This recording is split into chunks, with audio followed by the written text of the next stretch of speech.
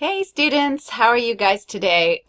So in this chapter, I'm going to be, in my PowerPoint slides, I'm going to be giving you my PowerPoint slides for how to read drama. So I have some PowerPoint slides here to share with you. So let me go to my view here.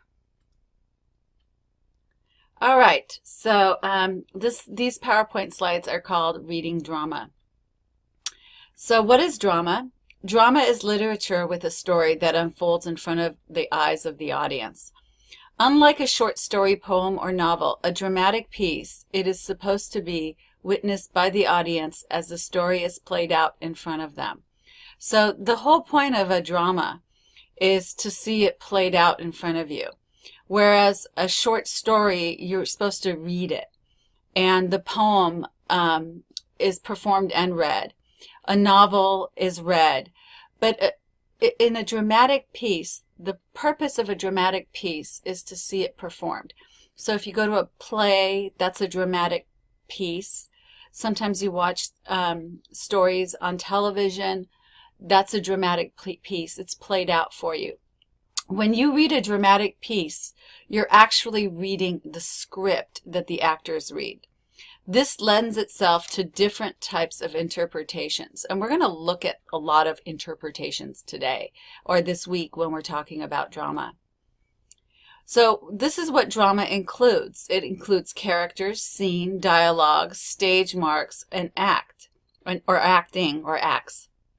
The elements of drama that are included to help shape the piece in order for the presentation to be performed. The intention of a good dramatic writer is to perform his or her piece to the audience.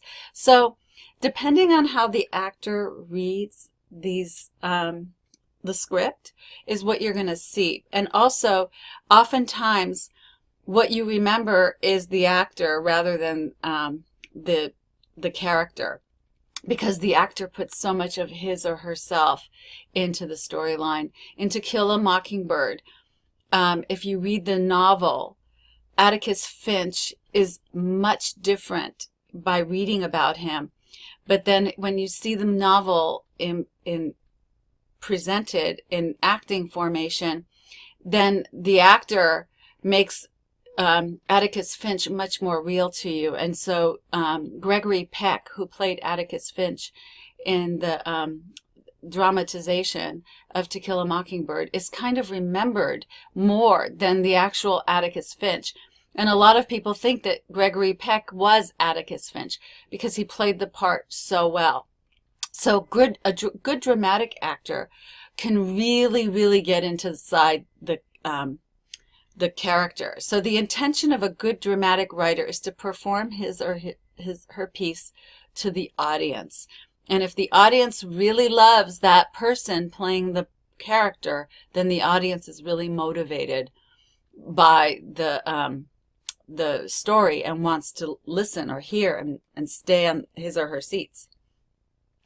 It's all in the acting. A good dramatic piece creates a relationship with the audience by presenting the story with actors who show emotion, movement, and sound. That's why Gregory Peck, the emotions that he showed in the film To Kill a Mockingbird, is so memorable and such an important way of remembering him and how he moved as the character and how we were so inspired by the story because of how well he played the part. Therefore, a good actor is one who can capture the audience and help move the story along with the way he or she is presenting the scenes.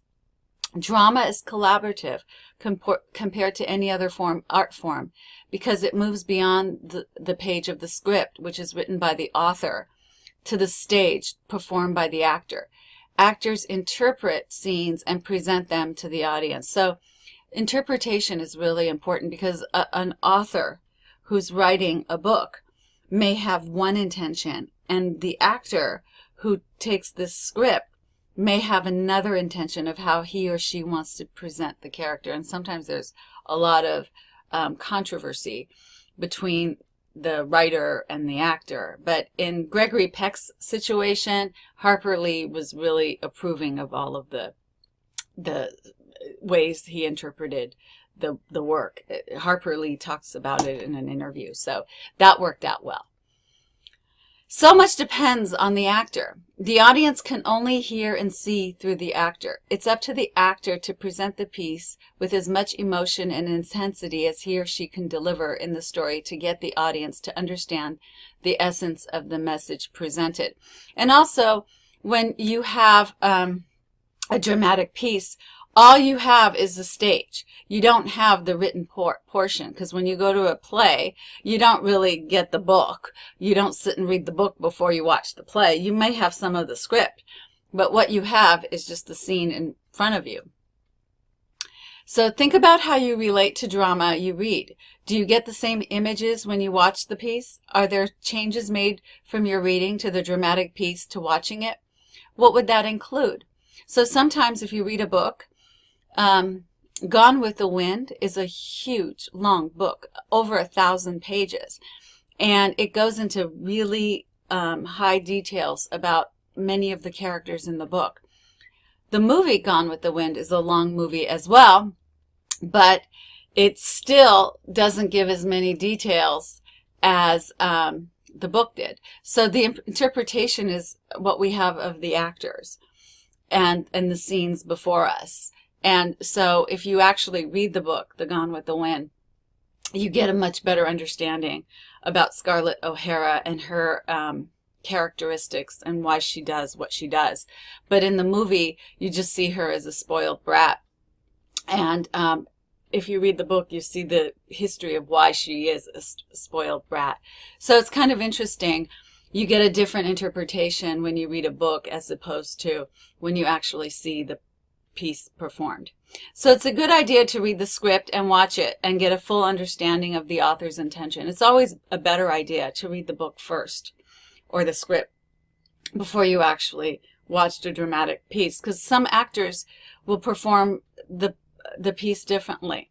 So in this unit, you are all going to look at some dramatic pieces and come to your own understanding and your own conclusions. And by the end of the week, you guys are going to be writing your essays on drama. So this is a wrap up of my video. Bye.